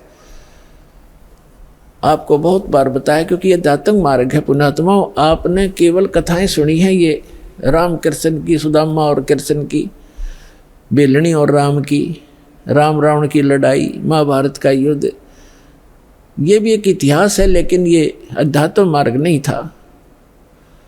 अब ये है संपूर्ण अध्यात्म मार्ग ज्ञान, इसको बहुत प्रकार से समझाना पड़ता है। अब रानी ने जो भी गुरुजी ने बताया था उस पर दृढ़ होगी, और उसने ये सोचा कि भी साधु संतों को भोजन कराना अनिवार्य है। उसने एक अपना नियम बना लिया कि मुझे भूल ना पड़े, मैं प्रतिदिन संतों को, जितने भी आसपास संत हैं, 2, 4, 10, कम से कम एक को तो भोजन करा कर ही मैं प्रतिदिन आहार किया करूंगी। तो उसने अपने नौकरों से बोल दिया कि आसपास जो भी जंगल में कोई साधु संत हो, उनको प्रार्थना करके आओ कि डेली यहाँ भोजन करके जाएं, और जो यहाँ नहीं आ सकते उनको वहाँ पहुँचा कर आओ। अपने हाथों रोटी बनाती रानी होकर, चाहे 10 संत आते, चाहे 5 आते, चाहे 20 आते। तो ये सिलसिला शुरू था। एक बार क्या हुआ कि कुंभ के मेले का कोई ऐसा संस्कार हो गया। कुंभ के मेले पर हरिद्वार में चले गए सभी साधु संत पर भी लेने के लिए, और पैदल आना जाना होता था, तो 10-15 दिन का प्रोग्राम उनका बनता ही बनता था। कोई भी संत उस क्षेत्र में रहा नहीं। अब रानी को पता चला कि साधु आए नहीं, पता करके आओ। पता करके आए, साधु नहीं थे, कोई है नहीं, सब चले गए। सबकी झोपड़ी खाली पड़ी है। पता चला कि वो तो तीर्थ भ्रमण पर चले गए। तो रानी ने प्रण कर रखा था, प्रतिज्ञा कर रखी थी कि जब तक खाना खिला लूंगी संत को मैं आहार नहीं करूंगी। 1 दिन बीत गया, 2 दिन बीत गया, रानी थी भूखी गड़ी, रही नहीं थी। तीसरे दिन तो वह कति आंखें बंद करने लगी, अकमरूंगी। उसके पति ने भी समझाई तो क्यों अपना जीवन नाश करे, खा ले 2 रोटी। वो साधु हुआ, वो फिर जमा दिए कि बिजली गिर गई। पर ने बोली नहीं, मर जाएंगी पर मैं भोजन नहीं खाऊं। अब उस पर दुख देखा नहीं जाता, उस परम पिता पे। द्वापर के अंदर परमात्मा करुणा में नाम से आए हुए थे, यही कबीर भगवान, वो समर्थ परमात्मा, अमर पुरुष। चारों युग में आते हैं परमात्मा। कहते हैं सतयुग में सत सुकृत कह टेरा, त्रेता नाम मुनिंदर मेरा, द्वापर में करुणा में कहाया, और कलियुग नाम कबीर दराया। चारों युग में आया हूँ मैं परमात्मा कहा करते। तो द्वापर में वो करुणा में नाम से आई हुई थी।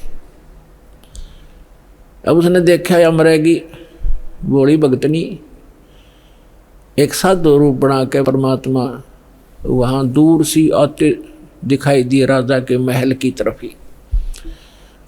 रानी ने कहा अपनी नौकरानी से कि बांदी है दासी, यदि तू अपनी रानी का जीवन चाहती है तो देख ले कोई साधु संत तुझे दिखाई दे जा, नहीं तो आज शाम तक तेरी रानी प्राण छोड़ देगी।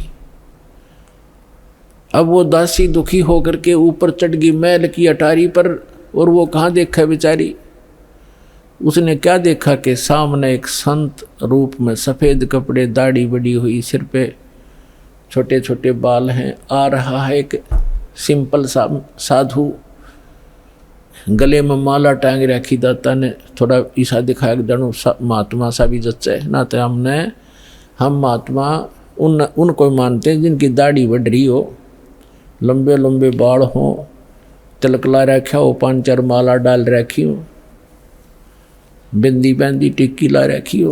तो परमात्मा ने इसीलिए वो थोड़ा सा वेशभूषा सी बना रखी थी। वो नौकरानी स्पीड तक नीचे आई और रानी से कहा कि एक महात्मा सा नजर आवा है, कपड़े तो लाल हैं नहीं पर सकल साधु जैसी लगती है, कहो तो लाऊं बुला के, अकेला बहन ले आ जैसा भी हो।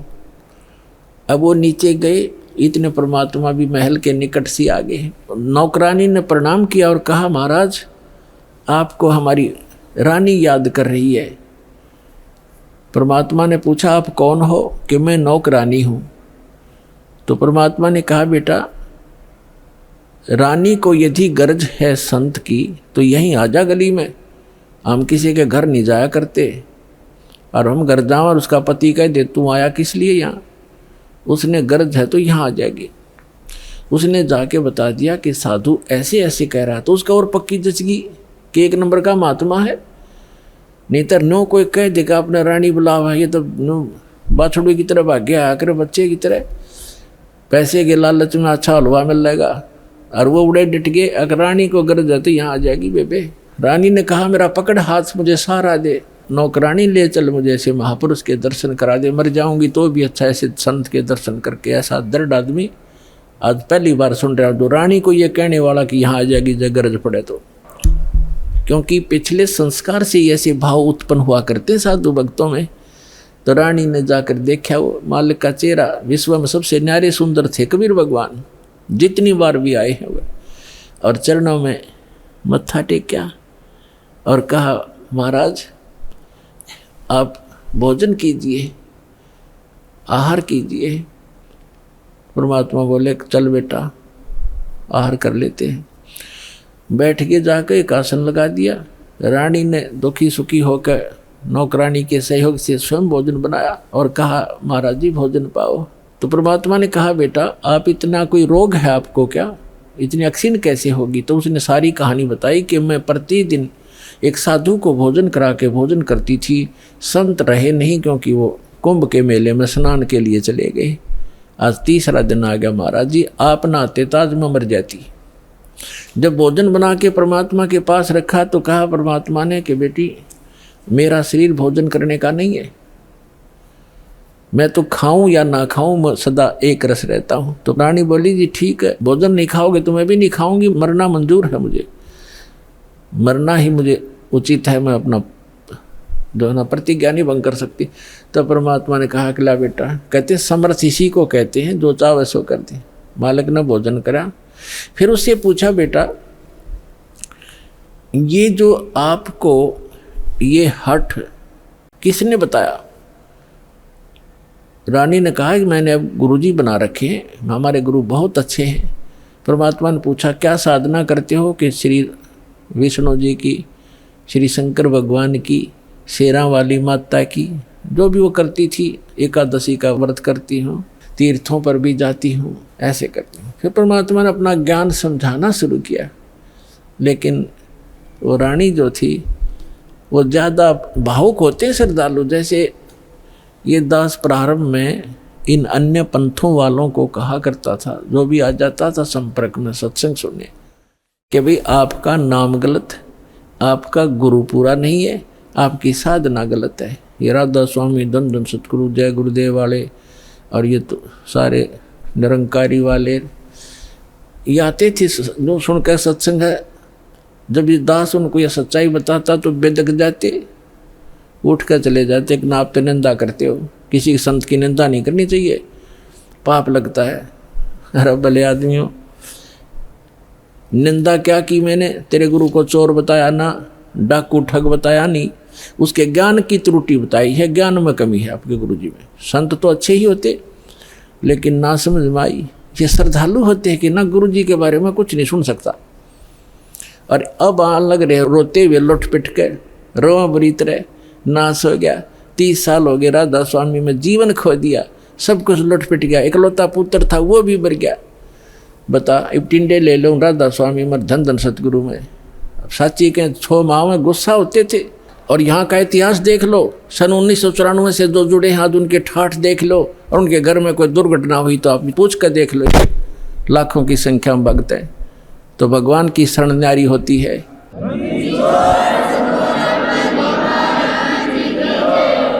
एक भगत से उसके सुख पूछने लग जाना, आपका दिमाग फेल हो जाएगा और उसके मुंह का थूक सूख जाएगा। गुण भगवान के बताने से बंद नहीं होगा आपको, जिसने 5-4 वर्ष से भी नाम ले रखा है। ये समर्थ है, पूर्ण परमात्मा है। इसलिए दास ये रे हो रहा आपके लिए कि किसी प्रकार आपके समझ में आ जा कबीर इज गॉड। दास का काम पूरा हो, फिर तो आपका डूंडा पाट जाएगा, पर ईश्वर में एक ही रस हो जाएगा कुछ दिनों में। तो रानी क्या कह रही है? परमात्मा ने बताना शुरू किया, बेटा आप विष्णु की पूजा करती हो, विष्णु जी की, कहाँ जाओगे? बता आपके गुरु ने। जी स्वर्ग में जाऊंगी। स्वर्ग में कितने दिन रहोगे? अब सत्संग सुनकर थोड़ा बहुत ज्ञान हो ही जाता है। कहती है जी वो तो जितना धर्म होंगे मेरे पुण्य होंगे उतने दिन वहाँ रहूँगी, फिर कहाँ जाएगी? है पता नहीं, वह मैं बताऊँ कहाँ जाएगी, तो गद्दी बनेगी फिर अगले दिन में। अब यह बात उसका उत्तर नहीं गला। परमात्मा ने बताया जो साधना आप कर रही हो, पुण्य कर रहे हो, दान कर रहे हो, ठीक है, रानी भी बन जाएगी और स्वर्ग भी चली जाएगी, फिर पशु योनि में भी कंपलसरी जाएगी। और ये आपके विष्णु जी भी नासवान, आपके शंकर जी भी नासवान, आपके ब्रह्मा जी भी नासवान। तो कहते हैं थर पकड़ थर होई। अमर की साधना करने से अमर पुरुष की तो अमर हो सकते हो। तुम नासवानों की भक्ति करके और सथाई होने की कुचेष्टा करते हो। अब वो रानी कहने लगी, मुंह बना लिया रानी ने, इंदुमती ने, कि महाराज जी ये संत है ना, ये एक दूसरे की निंदा कराया करें, और मेरे गुरु जी के बारे में देखो आप कुछ ना कहियो, जो मेरे लिए तो भगवान है। परमात्मा बोले, बेटा अगर गधे ने कोई गाय को है और गधी को कोई ये बताओ ये गधी है गाय नहीं है बेटी, और वो नौकर मेरी गाय को गधी क्यों बताता है, तो दुख नहीं मान्या करते। तो उसकी जांच करे सचमुच क्यों कहा इसने ऐसी कड़वी बात, लेकिन वो नहीं मानी। अपने आत्माओं अपने बच्चों तक पहुंचने के लिए परमात्मा ने कितना प्रयत्न करना पड़ता है। इन काल के दूतों ने सावझा दिया। अब परमात्मा ने बहुत कोशिश की कि बेटा मैं तेरे हित की बात कह रहा हूँ, मैं तेरे गुरु जी को चोर नहीं कहता, गुंडा डाकू नहीं कहता, उनको ज्ञान नहीं है। वो विष्णु जी को समर्थ शक्ति बताते हैं। विष्णु जी खुद नासवान है, तो आपकी रक्षा कैसे करेगा वो? शिव जी को आप भगवान मानते हो। परमात्मा ने बताया कि जिस समय भस्मागिरी नाम का एक संत भगवान तेरे शंकर जी के सामने ऊपर ने पैर नीचे ने सिर करके 12 वर्ष तपस्या की। आपने पढ़ा होगा पुराण में, कहाँ जी पढ़ रखा है, सुना है, पढ़ा भी है। और जो भस्म कंडा शिव से मांग लिया और भगवान शिव को मारने की चेष्टा करने लगा वो भस्मासुर, तो भगवान शिव जी ने क्या किया? भाग्य थे ना वो, तो वो अविनाशी हैं, जिनको तो अविनाशी मान रही, उनसे तू रक्षा की बात देखे, सुरक्षा, वो आप सुरक्षित नहीं। अब बात सारी साची, पर गुरु जी के बारे में सुनना कति पसंद नहीं। वो पिछला रंग चढ़ रहा कसुता। तब परमात्मा ने कहा बेटा मान से मत मान। देखो मैं वैसे अपने आप को भगवान कहें तो कोई ना कतिये ना मानने जनता। परमात्मा ने कहा कि जिस भगवान की मैं भक्ति बताता हूँ वो अजरो अमर है, उसकी भक्ति करने से आपकी आयु भी बढ़ जाएगी, जो मंत्र मैं दूंगा। और जो मंत्र आप जाप करते हो इससे आपकी उम्र ना बढ़ सकती ना घट सकती। और हम जो मंत्र देंगे उससे आपकी जितनी आयु आप चाहोगे वो बढ़ जाएगी। तो वो फिर भी ये कहती है जी इस तरह की बातें तो ये संत आपस में खूब जानते हैं, मुझे तो अपना गुरु बिल्कुल मेरे हृदय में समा रहे हैं। तो परमात्मा ने कहा ठीक है बेटा, साच कहूँ जग माने नहीं और झूठ कही ना जाई हो, और ब्रह्मा विष्णु ये शिव जी दुखिया जिन ये राह चलाई हो। तो परमात्मा ने कहा कि ठीक है बेटी मैं चला, मान जाए मत मान, मेरा फर्ज था तेरे को सच्ची बात बताने का। और आज से तीसरे दिन तुझे सर्प डसेगा, तीसरे दिन तेरी सर्प के डसने से मृत्यु होगी। ना तेरा गुरु बचा सकेगा, ना तेरा विष्णु, ना तेरा शंकर जी बचा सकेंगे, और ना तेरा भक्ति यो मंत्र बचा सकेगा। और न्यू कह के महाराज जी उठन लगे, चरना में पड़ गई। अब मौत दिखे है ना, जब जच्चा खाई बूढ़ी बन गया दे। अक्सर दूसरा तो झूठ नहीं बोला करते। चरणों में गिर गई और कहने लगी महाराज सचमुच। परमात्मा बोले तीसरे दिन आगे तेरी शेष आयु नहीं है और 83 लाख योनियों में जाएगी तू। फिर बोली महाराज जी फिर क्या करूं मैं? मैं मंत्र दूंगा बेटा, मंत्र जाप करिए और उस गुरु जी से बात भी मत करिए, जो दुश्मन है तेरा। देश तो ते सारा मर जा पर अपना नंबर ना हो, इतना कोई दिक्कत नहीं। जब अपना नंबर आता दिखा ना, जब घी बंद है जीव की, तब सारी मान ली। ठीक जी जैसे आप कहोगे न्यू कर लूँगी। और मन में न सोच रही कि देखूंगी तीसरे दिन क्या होगा। दीक्षा ले ली और गुरु जी ने बताया कि बेटा तीसरे दिन काल आवेगा और मेरे रूप में आवेगा। अरे एक ध्यान रखना, जो मैंने आपको मंत्र दिया है प्रथम, जब वो निकट आवे तो पहले आप इस मंत्र का जाप करके और फिर प्रणाम करना। इस मंत्र का जाप करना, वैसे तो प्रणाम नहीं करना पहले। देखो उस समय उन्होंने विशेष हिदायत इसलिए दी थी आगे के लिए, फिर परमात्मा ने बताया था वैसे संत आवे पहले दंडवत करे और फिर उनसे कुशल मंगल पूछे। लेकिन उस दिन परमात्मा ने विशेष हिदायत दी थी क्योंकि उसका अभ्यास नहीं था लड़की का। इसलिए कहा कि जब मैं आऊँ यानी मेरे रूप में काल आवेगा और तो भावुक होकर के बगैर मंत्र जाप किए चरण मत छूना।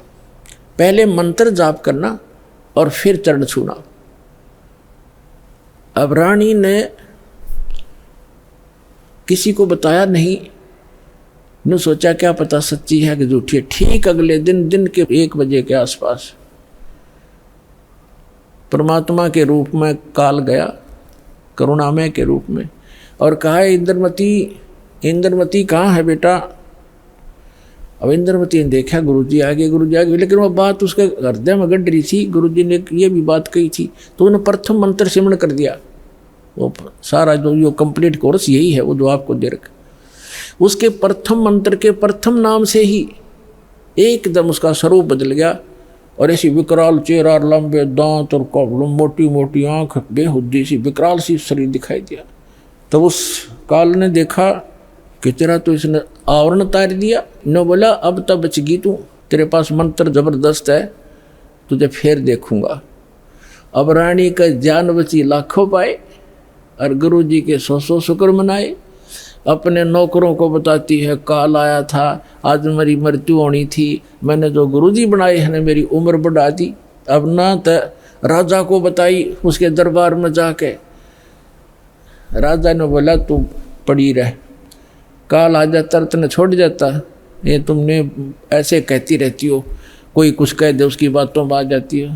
तो उसके साची भी तेरी बेचारी के साथ, वो राजा की के माने वो आ गई वापस, शुक्र मनाया रख, आगी तो तेरी टल गई मृत्यु, छाटते आके लेट गई है भगवान, हे परमात्मा दया करिए आपने इसी गुरु मिला, ऐसा मंत्र दिया और मेरा जीवन रक्षा होगी। अब वह लेट गई बेड पे, कति खुशी बना के, इतने में काल सर्प बन के आ गया। सर्प बन के आया और रानी के डस दिया, डसते उसकी आंख खुली और फिर वो ऐसे ऐसे जाता दिखा, उसने शोर बचाया, भागियो, डस ली, सर्प ने डस ली, सर्प ने डस ली। नौकर नौकरानियाँ आए, बाजे लठले, वो लंबा महल था राजा का, वो जो जाता दिखा सबने, मोरी में से निकल गया। रानी अचेत होगी, मृत्यु को प्राप्त होगी।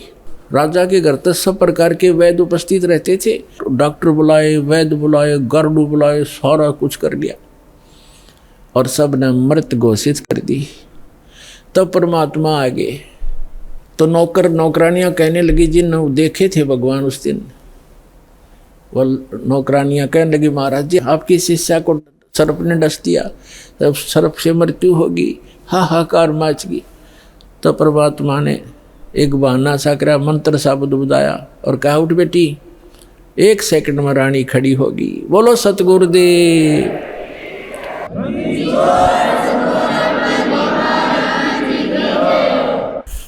धन धन सतगुरु सत कबीर, भगत की पीड़ मिटाने वाले। धन धन सत कबीर, भगत की पीड़ मिटाने वाले, भक्त की पीड़ मिटाने वाले, भक्त की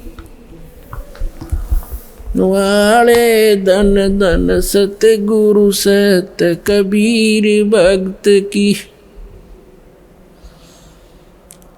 रहे नल नील यतन कर हार, तब सतगुरु से करी पुकार। रहे नल नील यतन कर हार, तब सतगुरु से करी पुकार। जा सतरे खालखी अपार, सिंधु पे सिलात रहने वाले। जा सतरे खालखी अपार, सिंधु पे सिलात रहने वाले। धन धन सतगुरु सत कबीर, भक्त की पीड़ मिटाने वाले, भक्त की पीड़ मिटाने वाले, भक्त की।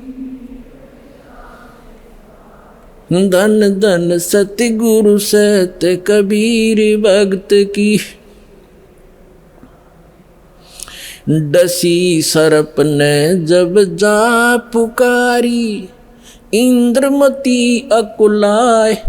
डसी सर्प ने जब जा पुकारी, इंद्रमती अकुलाए। आपने तुरंत करी सहाय बेरूली, मंत्र सुनाने वाले। आपने तुरंत करी सहाय बेरूली, मंत्र सुनाने वाले। धन धन सतगुरु सत कबीर, भक्त की पीड़ मिटाने वाले, भक्त की पीड़ मिटाने वाले। धन धन सतगुरु सत कबीर, भक्त की। दामोदर सेठ के होठ अकाज, अर्ज करी डूबता देख जहाज। दामोदर सेठ के होठ अकाज, अर्ज करी डूबता देख जहाज। लाज मेरी रखियो गरीब नवाज, समुद्र से पार लंघाने वाले, लाज मेरी रखियो गरीब नवाज, समुद्र से पार लंघाने वाले। धन धन सतगुरु सत कबीर, भक्त की पीड़ मिटाने वाले, भक्त की पीर मिटाने वाले। धन धन सतगुरु सत कबीर। कह कर जोर दीन धर्मदास, दरस दे पूर्ण करियो आस। कह कर जोड़ दीन धर्मदास, दरस दे पूर्ण करियो आस। मेटियो जन्म मरण की तरास, वो सत्य पद प्राप्त कराने वाले। मेटियो जन्म मरण की तरास, वो सत्य पद प्राप्त कराने वाले। धन धन सतगुरु सत कबीर, भक्त की पीड़ मिटाने वाले। भक्त की पीड़ मिटाने वाले, भक्त की पीड़ मिटाने वाले। धन धन सतगुरु सत कबीर, भक्त की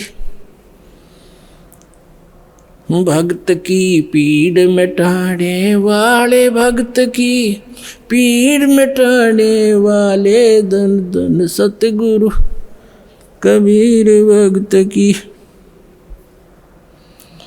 कह कर जोड़ दीन धर्मदास, दरस दे पूर्ण करियो आस। कह कर जोड़ दीन धर्मदास, दरस दे पूर्ण करियो आस। मेटियो हो जन्म मरण की तरास, सत्य पद प्राप्त कराने वाले। धन धन सतगुरु सत कबीर, भक्त की पीड़ मिटाने वाले। डसी सर्प ने जब जाए पुकारी, इंद्रमती अकुलाए। आपने तुरंत करी सहाय, बिरहुली मंत्र सुनाने वाले।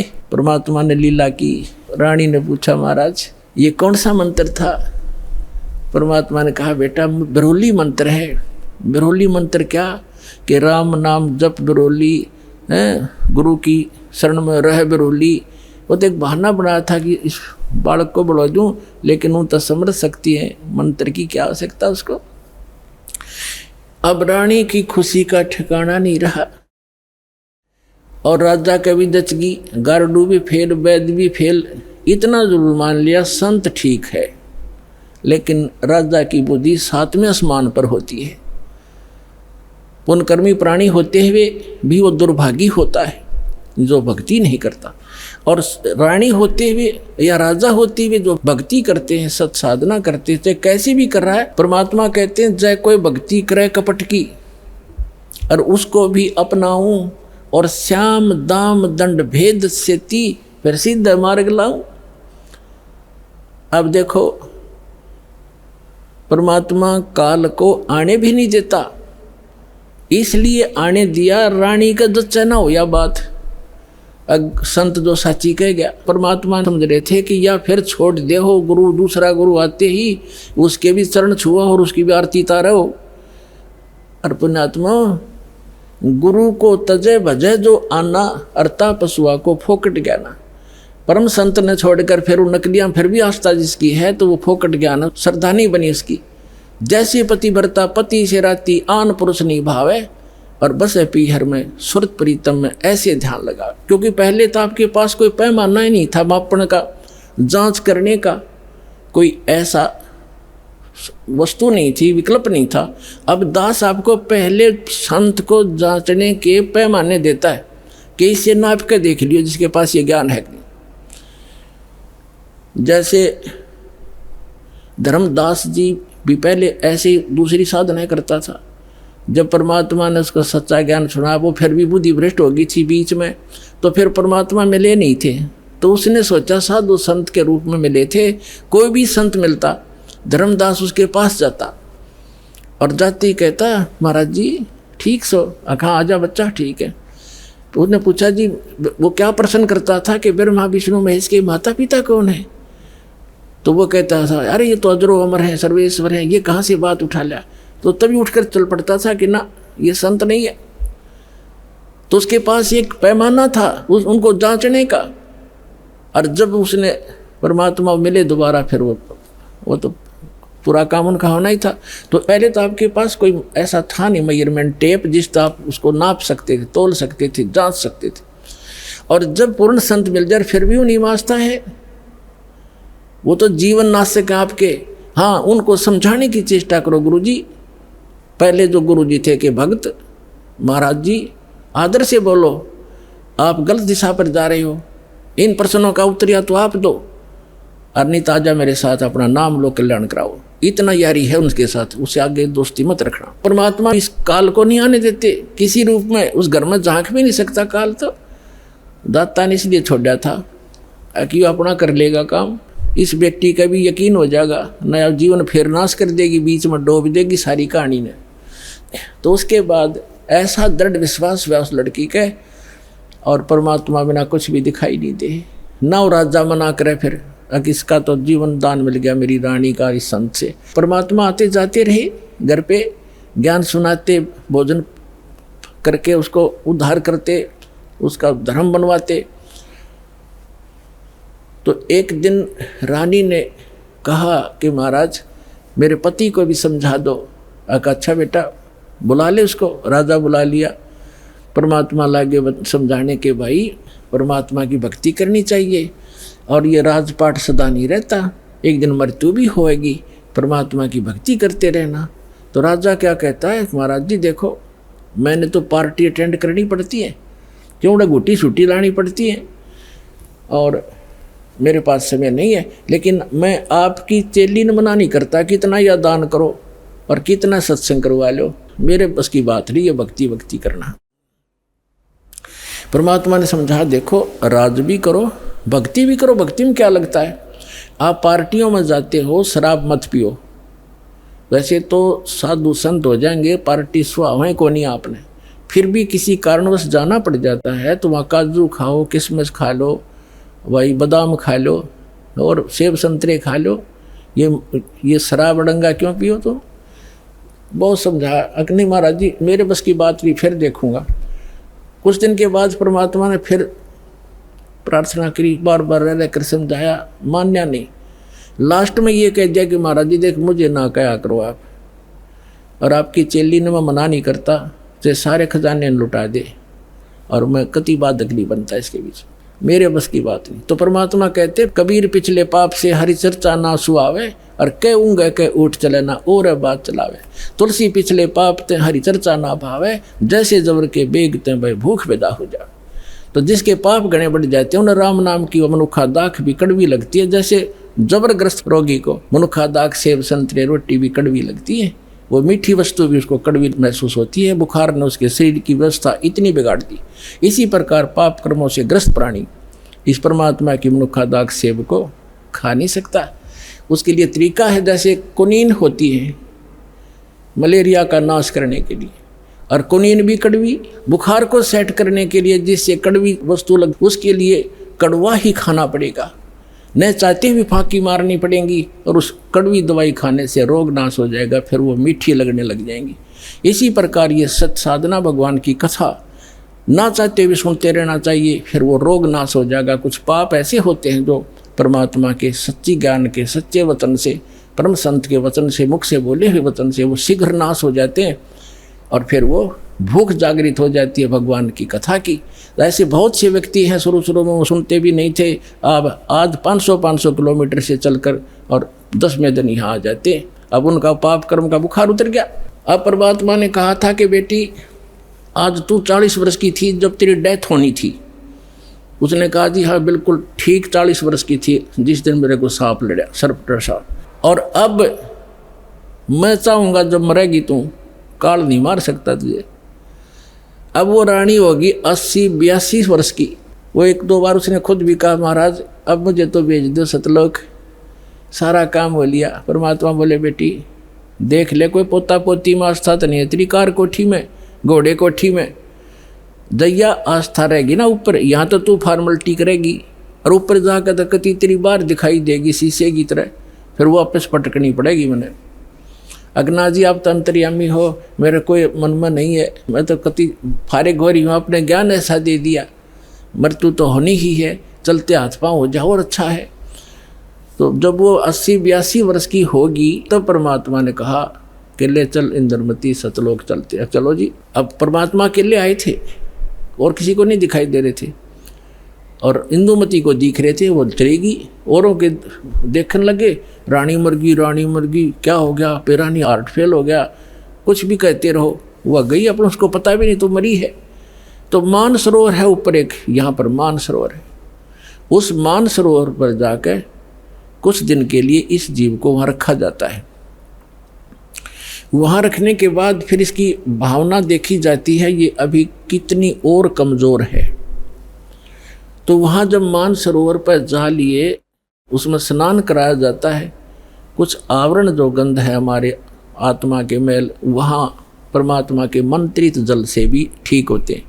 तो बाहर आकर बैठ गई रानी स्नान करके, और परमात्मा ने पूछा, बेटा अब फिर देख ले, कोई आस्था तेरे नीचे के लोक में तो नहीं किसी की, तेरी संपत्ति में। तो उसके मन में एक बात खटकेगी कि हे महाराज, आपके ज्ञान से मुझे तो बहुत कुछ जानकारी होगी, लेकिन संसार की दृष्टि में जो मेरा पति है, अब तो मुझे अपने ओरिजिनल पति का पता लग गया। परम अक्षर ब्रह्म वो हमारा पति है, लेकिन शरीर का जो पति है वो बहुत बड़ी आदमी था, लेकिन उसकी नालायकी है मालिक, उसने भजन नहीं किया।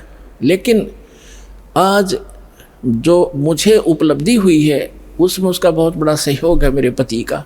उसने मुझे मना नहीं किया, यदि वो मुझे मना करता तो पत्नी तो अपने पति के विवश होती हैं, वो आपको भी प्रवेश नहीं करने देता समर्थ था, और मुझे भी भक्ति से वंचित करा देता।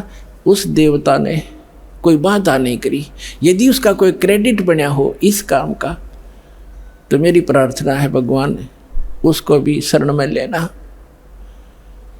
पुण्यात्मा परमात्मा जान गए कि यह भी कमजोरी ये है। जैसे कल बताया था, एक वृद्ध व्यक्ति डॉक्टर के पास चला गया, कमजोर सा होता ही है वृद्ध, मांस खत्म, अस्थि पिंजर शेष। डॉक्टर से कहने लगा, डॉक्टर जी मेरी पिंडी भड़के हैं, पिंडियों में दर्द होता है, पिंडलियों में। डॉक्टर ने देख लिया, अब दूर रहते हैं, कमजोर वीकनेस के कारण है कि कमजोरी है बाबा। फिर कहने लगा, जी मेरी सांथल भी दर्द करती है। डॉक्टर बोला, कमजोरी है बाबा। मेरे सिर में दर्द रहता है डॉक्टर जी। डॉक्टर बोला, जी कमजोरी है। फिर बोला, मैं खड़ा होता हूँ चक्कर सा आता है। डॉक्टर बोला, कमजोरी है। वो वृद्ध गुस्सा हो गया, ने बोला, तू डॉक्टर है गम चक्कर, एक के बाद जाना है कमजोरी कमजोरी, कुछ और भी बतावेगा।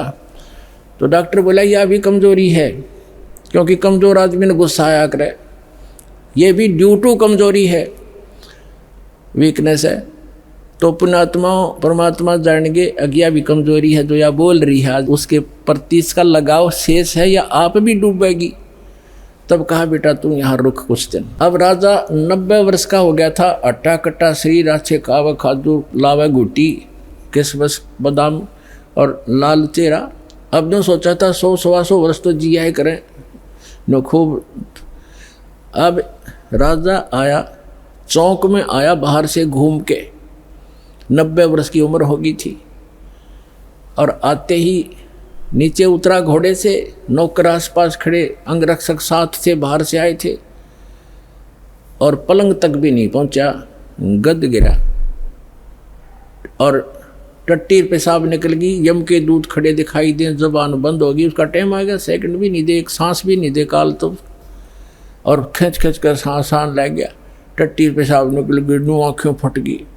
वैद्य बुद्धों ने अपनी सारी जंतर मंतर कर लिए, सारी दवाई दे दी, फिर वो समझ गए कि अब इसका अंत समय है। तब परमात्मा ने कहा कि देख बेटी उस अफलातून की क्या हालत हो रही है, देखो यम के दूत खड़े चारों तरफ और उसको कैसे डरा रहे हैं। उसकी जुबान बंद कर रखी है उन्होंने, अब ये बोल नहीं पा रहा, और धरती तोलता फिरे था, कहे कि नहीं मानना था। तब रानी बोली, देख लो जी मैं क्या बताऊँ आपने, उसने मेरी मदद बहुत कर रखी है। परमात्मा समझ गए कहाँ या के कहना चाहो है। तो कहने लगा, बेटी मैं जाता हूँ। तो परमात्मा आकर प्रकट हो गए वहाँ उनके चौक में, कबीर साहब के आते ही यम के दूत ने हो गए, एकदम गायब हो गए।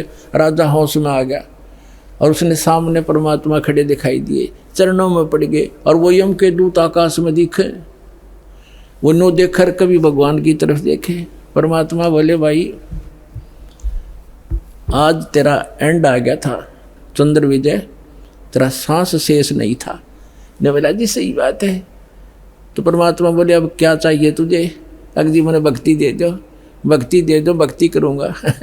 तो अपने आत्मा अब आँख खोल आदमी की, जब पक्की यकीन हो जाए कहाँ टिकट कटेगी, तब भगवान दिखाई देता है। कहते हैं दुख में सुमन सब करे, सुख में करे ना कोई। और जय सुख में सुमन कर ले, दुख क्यों होए? तो परमात्मा बोले, 2 साल दूंगा तेरे को, और 2 वर्ष में जो भक्ति कर लेगा तो ठीक से, ना तो फिर तेरी बिरान मिट्टी हो जाए। दे के बच्चों ने राजपाठ और बैठ गया माला लेके। 2 साल के अंदर सारी कसर काट ली। कहते हैं जीवन तो थोड़ा ही बला जो सत सुमरण हो, और लाख वर्ष का जीवना लेख रहनी को। तो इस प्रकार उन दोनों प्राणियों का मोक्ष किया उस कबीर भगवान ने। बोलो सतगुरुदेव की।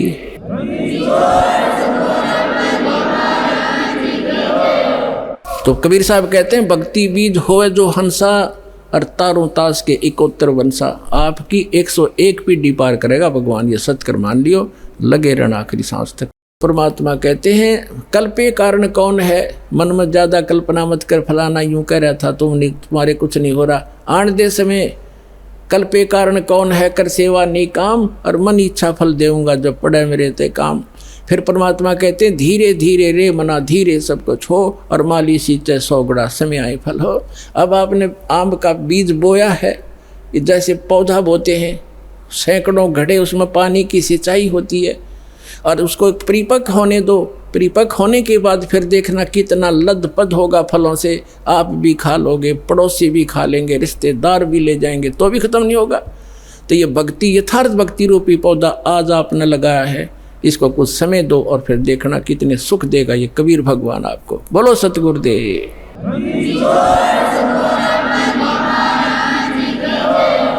तो पुण्यात्मा, इस सत भक्ति के करने से आपको यहाँ भी सहायता मिलेगी, और उस स्थान पर चले जाओगे जहाँ कोई दुख नहीं। अपनी भक्ति करो, औरों को समझाओ, और बार बार सतलोक आश्रम वाला माओ। बोलो सतगुरुदेव।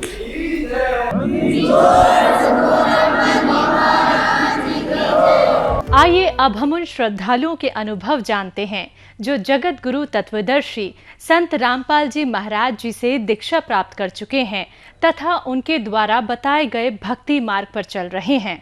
जी नमस्कार। नमस्कार सर जी। क्या नाम है आपका? मुकेश श्रीवास्तव। संत रामपाल जी महाराज से नाम दीक्षा लेने के बाद आपको क्या क्या लाभ मिला? जी, मुझे जीवन दान दिया परमात्मा संत रामपाल जी महाराज ने। कभी मुझे ब्लीडिंग की प्रॉब्लम हो जाती थी, कभी मुझे टाइफाइड हो जाता था, कभी कुछ हो जाता था। पर जब से मैं इन संत की शरण में हूँ, तब से मुझे कोई ना बीमारी है, मैं ना एक पैसे की दवाई नहीं खाती हूँ।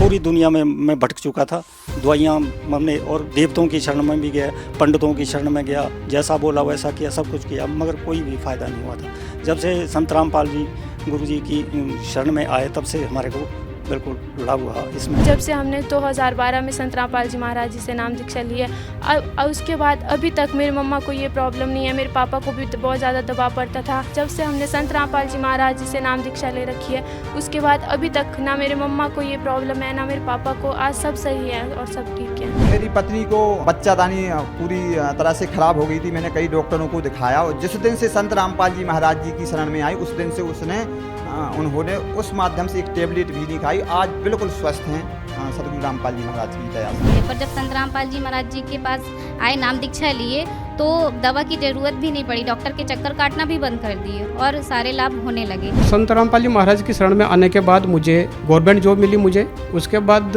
मैं काफ़ी परेशान था, मैं जागटोना मुझे था, और संत रामपाल जी महाराज शरण के आने के बाद जागटोना जो बीमारी थी मुझे वो ख़त्म हो गई। उसके बाद मुझे पाइल्स की बीमारी थी।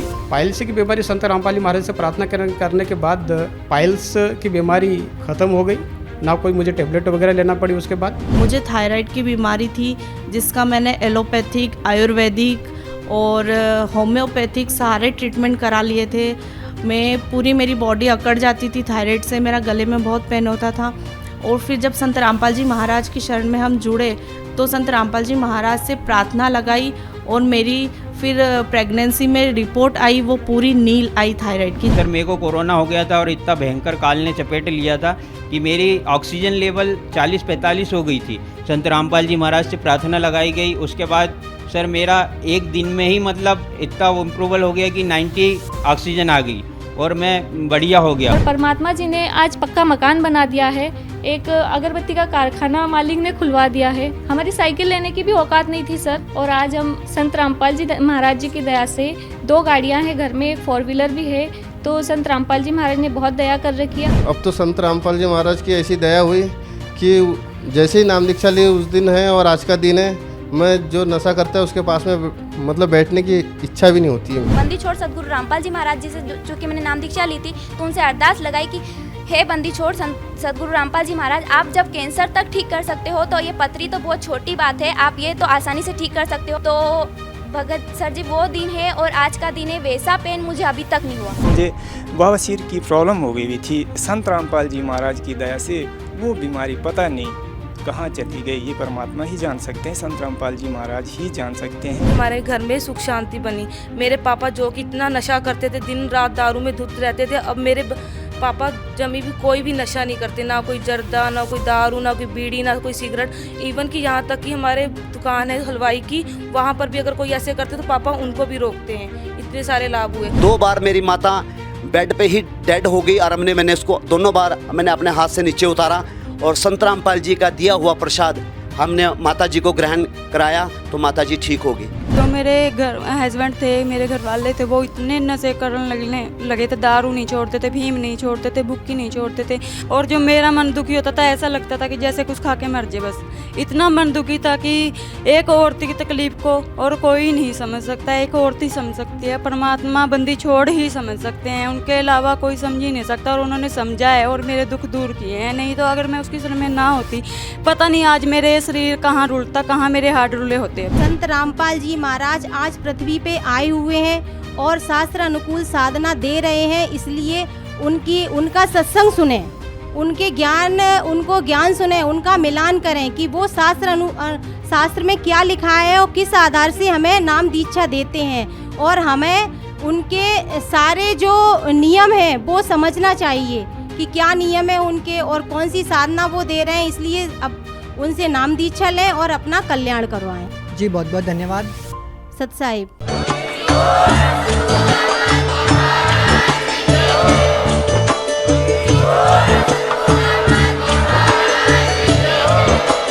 आप सुन रहे थे जगत गुरु तत्वदर्शी संत रामपाल जी महाराज जी के मंगल प्रवचन। अधिक जानकारी के लिए विजिट कीजिए हमारी वेबसाइट www.jagatgururampalji.org। संत रामपाल जी महाराज जी के शुभ आशीर्वाद से पूरे विश्व भर में 500 से भी ज्यादा नाम दीक्षा केंद्र हैं, जिन पर संत रामपाल जी महाराज जी द्वारा ऑनलाइन निशुल्क नाम दीक्षा दी जा रही है। अपने नजदीकी नाम दीक्षा केंद्र का पता करने के लिए संपर्क करें 8222880541।